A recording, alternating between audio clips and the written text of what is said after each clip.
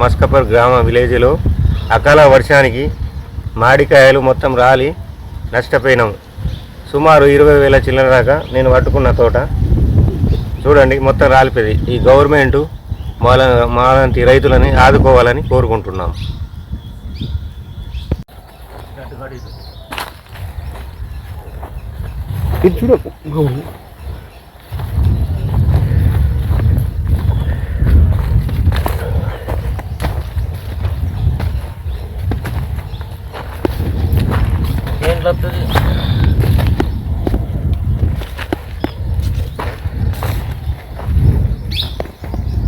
చెప్పాలంటే మర్చిపోండి. బావులు తోటలు ఉంటాయి ఇంకా